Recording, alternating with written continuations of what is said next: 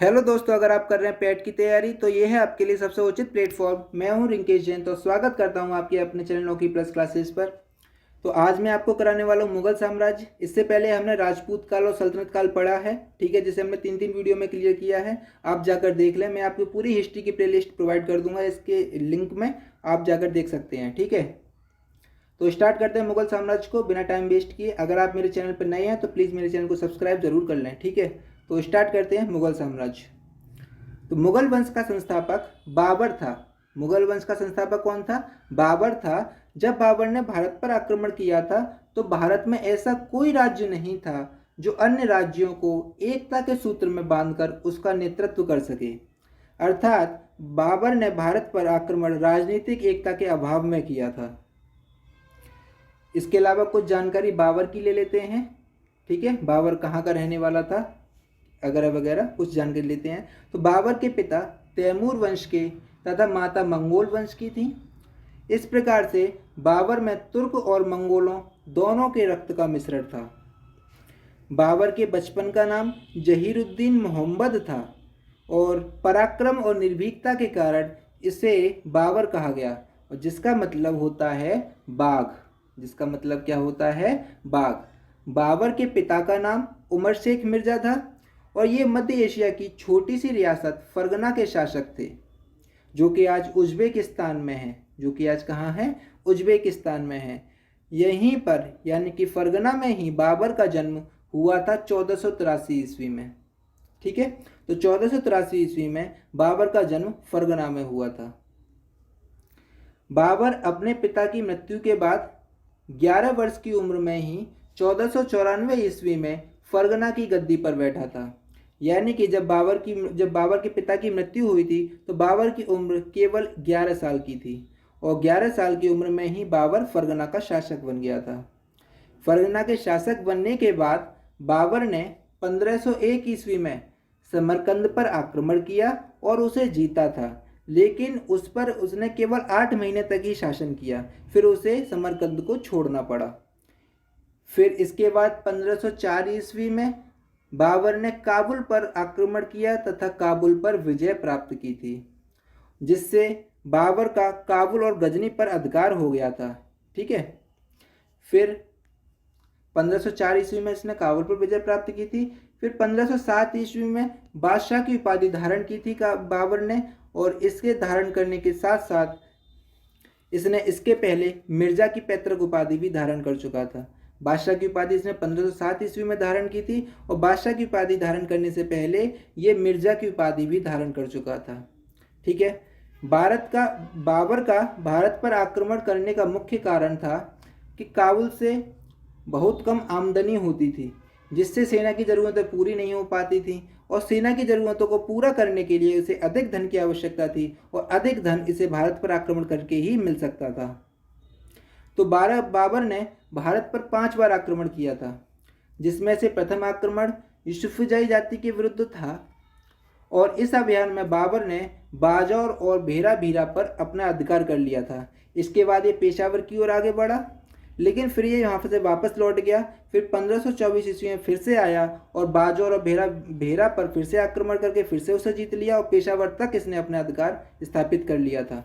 और पेशावर अभियान के समय में ही बाबर को इब्राहिम लोदी और दौलत खान, जो कि अफगान सरदार था, जो कि पंजाब का गवर्नर था, के बीच मतभेद का पता लगा। किस किस के बीच मतभेद का पता लगा? इब्राहिम लोदी और दौलत खान के बीच मतभेद का पता लगा। दौलत खान एक अफगान सरदार था, और जैसा कि आपको पता है और मैंने आपको पिछली वीडियो में बताया है कि सभी अफगान सरदार इब्राहिम लोदी के विरुद्ध थे। वो इब्राहिम लोदी को शासन से हटाना चाहते थे, जिसकी वजह से दौलत खान ने अपने पुत्र दिलावर खान को बाबर के पास भारत पर आक्रमण करने का संदेश भिजवाया था। और उसी समय पर राणा सांगा ने भी बाबर को भारत पर आक्रमण करने का संदेश भेजा था, ठीक है, क्योंकि ये सभी चाह रहे थे कि इब्राहिम लोदी शासन से हट जाए। तब 1526 ईस्वी में पानीपत के मैदान में युद्ध हुआ। वो युद्ध इब्राहिम लोदी और बाबर के मध्य हुआ था, जिसमें इब्राहिम लोदी मारा गया और इब्राहिम लोदी के साथ उसका मित्र ग्वालियर का राजा विक्रमजीत सिंह भी मारा गया था। ठीक है, और इसमें बाबर विजयी हुआ और बाबर ने भारत पर आक्रमण करके दिल्ली पर अपना शासन जमा लिया था इसने। इस युद्ध में बाबर ने पहली बार तुलगामा युद्ध पद्धति का यूज किया था। एग्जाम में पूछे जाने वाला क्वेश्चन है, इसे आप याद रखेंगे। ठीक है, पानीपत के प्रथम युद्ध में बाबर ने तुलगामा युद्ध पद्धति का प्रयोग किया था। इस युद्ध में बाबर ने तोपों को सजाने में उस्मानी पद्धति का प्रयोग किया था। किसका? उस्मानी पद्धति का प्रयोग किया। इस पद्धति को दो गाड़ियों के बीच व्यवस्थित जगह छोड़कर तोप को रखकर चलाया जाता था। और पानीपत के युद्ध में बाबर के तोपखाने का नेतृत्व बाबर के तोपखाने का नेतृत्व उस्ताद अली और मुस्तफ़ा खान नामक दो अधिकारियों ने किया था। किसने किया था? उस्ताद अली ने और मुस्तफ़ा खान ने किया था। इस युद्ध के पश्चात दिल्ली और आगरा सहित लोधी के समस्त भागों पर बाबर का अधिकार हो गया था। ठीक है, तो जहां जहां लोधी शासन करता था वहां वहां बाबर का अधिकार स्थापित हो गया था। भारत विजय के उपलक्ष्य में बाबर ने प्रत्येक काबुल निवासी को एक एक चांदी का सिक्का उपहार स्वरूप में दे दिया और इसी उदारता के कारण इसे कलंदर की उपाधि मिली थी। किसकी उपाधि मिली थी? कलंदर की उपाधि मिली थी। ठीक है, यानी कि जब उसने भारत पर विजय किया था तो फिर उसने प्रत्येक काबुल निवासी को एक चांदी का सिक्का दे दिया और इसे कलंदर की उपाधि दे दी। ठीक है, इसने चांदी का सिक्का दिया था और इसने खुद को कलंदर की उपाधि प्राप्त की थी। इसके बाद चलते हैं, पानीपत के युद्ध के बाद खानवा का युद्ध हुआ। खानवा का युद्ध का मेन कारण था कि बाबर का भारत में रहने का निश्चय, क्योंकि भारत के राजा ये सोचते थे कि अन्य विदेशी आक्रमणकारियों की तरह ये भी भारत को लूट कर चला जाएगा, लेकिन ये ऐसा नहीं हुआ और इसने भारत पर शासन स्थापित करना चाहा। और इसी बीच 1527 ईस्वी में खानवा का युद्ध हुआ और बाबर के बीच में और राणा सांगा के बीच में युद्ध हुआ था। इस युद्ध में बाबर ने पानीपत की युद्ध रणनीति का उपयोग करते हुए राणा की सेना को पराजित कर दिया था। किसकी सेना को? राणा सांगा की सेना को पराजित कर दिया था। लेकिन इस युद्ध में बाबर की सेना को भी काफी अधिक क्षति हुई थी। खानवा के युद्ध में जीतने के बाद बाबर ने गाजी की उपाधि धारण की थी। किसकी उपाधि धारण की थी? गाजी की उपाधि धारण की थी। आपको ये याद रखना है कि बाबर ने गाजी की उपाधि धारण की थी, बाबर ने कलंदर की उपाधि भी धारण की थी। ठीक है, आपको याद रखना है। आगे चलते हैं। खानवा के युद्ध में ही बाबर ने शराब के प्रयोग पर पूर्ण प्रतिबंध लगा दिया था और जिहाद का नारा दिया था।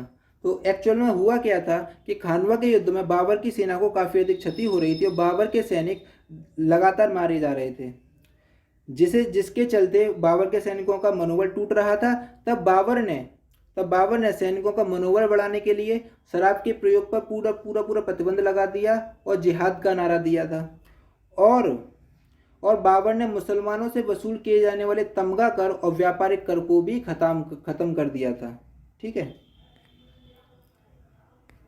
और अंततः बाबर की विजय हुई। और इसके अलावा इसके बाद कुछ और युद्ध हुए थे। 1528 ईस्वी में चंदेरी का युद्ध हुआ था, जो कि बाबर और चंदेरी के शासक मेदिनी राय के बीच हुआ था, जिसमें मेदिनी राय पराजित हुआ और बाबर की विजय हुई थी। इसके बाद 1529 ईस्वी में घाघरा का युद्ध हुआ था। 1529 ईस्वी में घाघरा का युद्ध हुआ और घाघरा के युद्ध बाबर और बंगाल बिहार की संयुक्त सेना के मध्य हुआ था और इसकी सेना का नेतृत्व महमूद लोदी ने किया था। किसने किया था?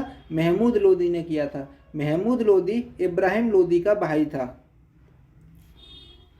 इस युद्ध में भी बाबर जीता और इसी तरह से 26 दिसंबर 1530 ईस्वी को 4 वर्षों तक शासन करके बाबर की मृत्यु आगरा में हो गई थी। और बाबर की मृत्यु के बाद उसके शव को आगरा के आराम बाग में रखा गया, किंतु बाद में बाबर की अंतिम इच्छानुसार उसका शव काबुल में ले जाकर दफनाया गया था और वहीं पर इसका मकबरा बना हुआ है। कहाँ पर? काबुल में इसका मकबरा बना हुआ है। बाबर ने जिस नवीन वंश की नींव डाली थी वह तुर्की नस्ल का चगताई वंश था। कौन सा वंश था? चगताई वंश था। चगताई से मतलब होता है, चगताई का नाम रखा गया था चंगेज खान के दूसरे पुत्र के नाम पर चगताई वंश का नाम रखा गया था, लेकिन आमतौर पर इसे मुगल वंश पुकारा गया। तो क्वेश्चन बन सकता है कि मुगल वंश का दूसरा नाम क्या है, तो आप इसका जवाब देंगे चगताई वंश मुगल वंश का दूसरा नाम है। ठीक है।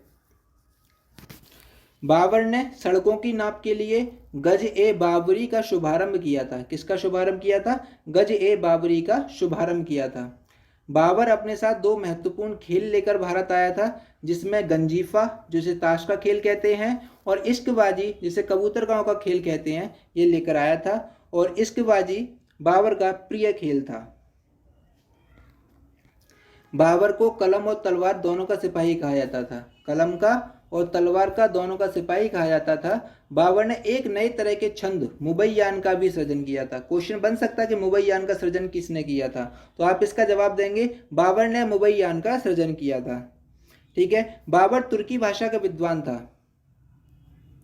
बाबर तुर्की भाषा का विद्वान था। उसने अपनी आत्मकथा बाबरनामा और तुझ के बाबरी की रचना की थी, है ना। बाबरनामा को ही तुझ के बाबरी कहते हैं, ठीक है, जो कि तुर्की भाषा में थी। और बाबर की आत्मकथा का फारसी अनुवाद अब्दुल रहीम खान खाना और पाइंदा खान ने किया था। इसका फारसी अनुवाद किसने किया था? अब्दुल रहीम खान खाना तथा पाइंदे खान ने किया था। तथा इसका अंग्रेजी अनुवाद श्रीमती बेवरिज ने किया था। इसका अंग्रेजी अनुवाद किसने किया था? श्रीमती बेवरिज ने बाबरनामा का अंग्रेजी अनुवाद किया था। बाबर ने शाहरुख नामक चांदी का सिक्का भी चलाया था। कौन सा सिक्का चलाया था? शाहरुख नामक चांदी का सिक्का चलाया था। बाबर को बाग लगाने का बड़ा शौक था। उसने आगरा में ज्यामिति विधि से एक बाग लगाया था, जिसे नूरे अफगान या नूरे अफगान कहा जाता था, परंतु अब इसे आराम बाग कहा जाता है। क्या कहा जाता है? अब उसे आराम बाग कहा जाता है। ठीक है। तो इस तरह से आपका बाबर खत्म होता है। इसके अलावा मैंने बाबर के द्वारा लड़े गए युद्धों को एक उसमें लिख दिया है टेबल बनाकर, आप इसे पढ़ लें। देखो, पानीपत का प्रथम युद्ध 1526 ईस्वी में इब्राहिम लोधी बाबर के बीच हुआ, जिसमें बाबर विजयी हुआ। खानवा का युद्ध 1527 ईस्वी में बाबर और राणा सांगा के बीच हुआ, जिसमें बाबर विजयी हुआ। चंदेरी का युद्ध 1528 ईस्वी में बाबर और मेदिनी राय के बीच हुआ, जिसमें बाबर विजय हुआ। और घाघरा का युद्ध 1529 ईस्वी में अफगानों के और बाबर के बीच हुआ, जिसमें बाबर विजय हुआ। यानी कि चारों के चारों युद्धों में बाबर विजय हुआ था। यानी कि बाबर ने 1526 ईस्वी में बाबर ने शासन पर बैठा था, ठीक है, और 1530 ईस्वी में उसकी मृत्यु हो गई थी। और इस दौरान उसने 4 वर्ष तक शासन किया था और 4 वर्ष में उसे युद्ध लड़ने पड़े अलग अलग राजाओं से। ठीक है। तो इस तरह से हमारा ये खत्म, आज बाबर खत्म। कल हम पढ़ने वाले हैं हुमायूं और शेरशाह को। ठीक है। तब तक के लिए take care, bye bye, all the best.